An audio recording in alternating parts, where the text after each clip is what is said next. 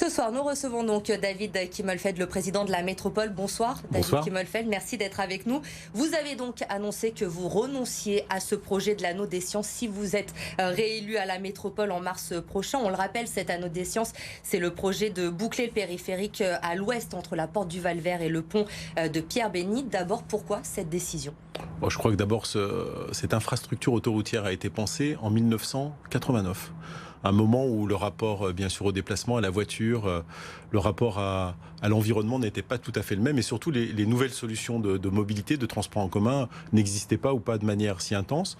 La deuxième raison, c'est qu'à l'époque, nous pensions, et jusqu'aux années 2000, que ce projet serait cofinancé par l'État, par l'Europe, par le département, par la métropole. Aujourd'hui, plus personne ne souhaite le financer et la métropole se retrouverait seule à financer une infrastructure avec un coût qu'on estime aujourd'hui à 4 milliards, voire 5 milliards d'euros.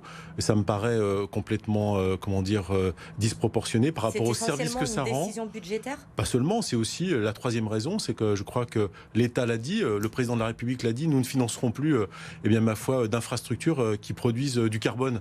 Et un tunnel autoroutier, je crois, produit beaucoup de carbone. Et donc, si on veut s'inscrire dans ce mouvement et être dans des infrastructures qui respectent l'environnement et qui améliorent même la situation, il faut qu'on aille vers des solutions de transport en commun de manière beaucoup plus renforcée. Et au-delà du fait de m'opposer à cette infrastructure, l'important, c'est pas tant de s'opposer, c'est d'être en capacité de proposer une alternative. Et c'est ce que j'ai fait aujourd'hui en proposant un plan de mobilité à l'échelle de la métropole avec des transports en commun, des lignes de métro rallongées, de nouvelles lignes de tramway qui répondent finalement aux besoins de se déplacer sans être opposés à la voiture. C'est pas un combat contre la voiture. D'ailleurs, il faudra de grands parkings relais en périphérie pour pouvoir accueillir celles et ceux qui arrivent en voiture aux abords de la métropole. C'est un grand plan Marshall des mobilités que vous proposez ? Ouais, je crois que c'est un plan des mobilités à l'échelle métropolitaine. On disait qu'il faut passer du transport commun lyonnais au transport en commun métropolitain, du TCL au TCM en quelque sorte.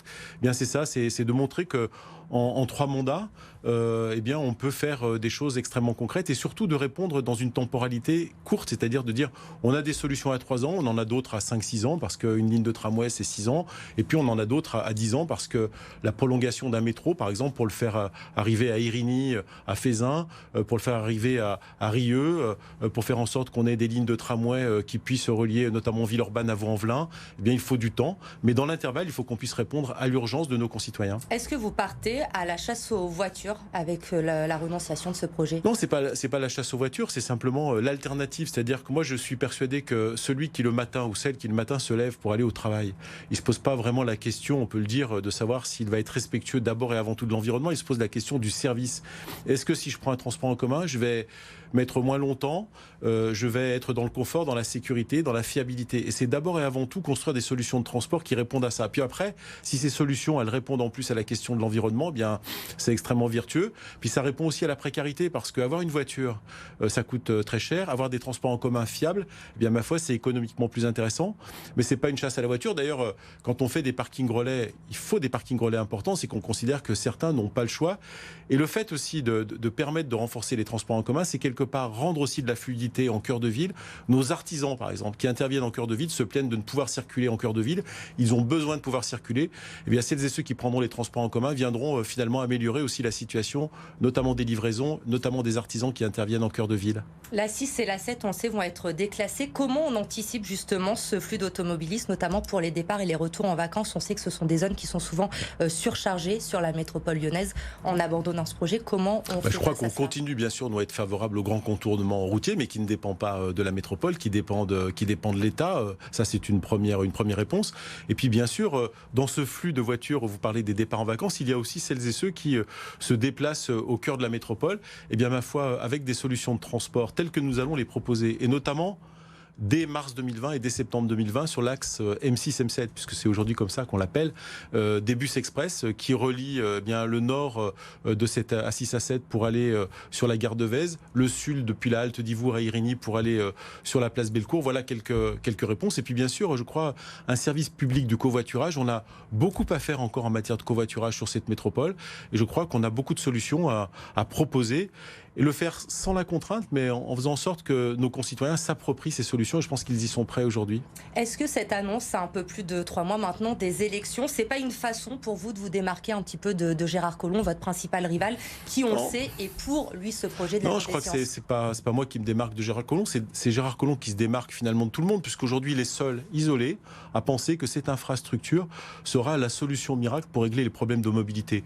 François-Noël Buffet, les Républicains, dit: on va faire un moratoire. C'est une façon de ne pas assumer complètement le fait de l'abandonner et de ne pas être en capacité de faire des propositions alternatives. Mais je pense qu'il y viendra. Les Verts ne voulaient pas cette infrastructure, mais étaient d'abord contre l'infrastructure. Moi, je souhaitais d'abord et avant tout être en capacité de proposer des solutions alternatives en matière de transport avant de dire on abandonne une infrastructure. On ne peut pas laisser les gens sans solution.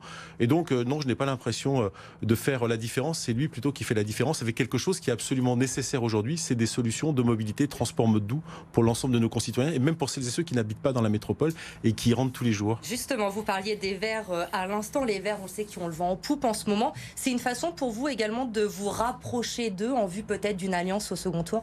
Non, je crois que c'est d'abord et avant tout une manière de me rapprocher de la préoccupation de nos concitoyens en matière de transport, des entreprises aussi. Les entreprises ont besoin aujourd'hui, vous savez, quand une entreprise s'implante sur la métropole, elle m'a jamais demandé si on allait faire ou pas l'anneau des sciences, elle m'a demandé si, notamment dans la vallée de la chimie, on allait installer des lignes fortes de transport, et c'est ce que nous allons proposer avec un nouveau tramway, avec un nouveau métro, en tout cas un métro qui viendra jusqu'à Irigny et jusqu'à Fézin, et c'est plutôt cette réponse-là. Je crois qu'on n'a pas l'œil rivé sur des accords électoraux, mais on a l'œil rivé sur le quotidien de nos concitoyens qui, tous les matins, indépendamment du problème de développement durable, vivent la congestion, perdent du temps dans les transports, au mépris, quelquefois, de leur vie professionnelle ou de leur vie familiale. La semaine dernière, Gérard Collomb était sur ce plateau à votre place. Il affirmait de nouveau laisser la porte ouverte avec vous.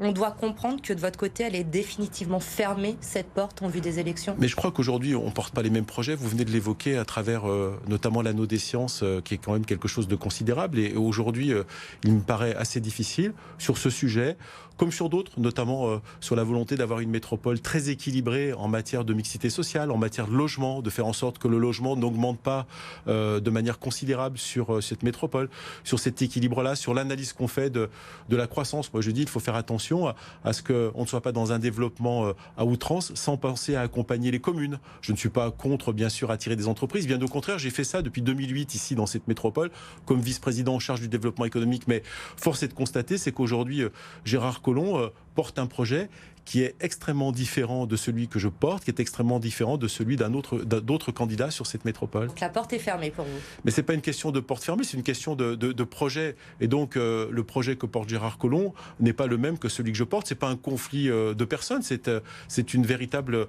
différence sur le projet, sur la vision, ou en tout cas l'ambition qu'on porte sur la métropole. Et je crois qu'on n'a pas la même, c'est pas dramatique en soi, on a le droit d'être différent.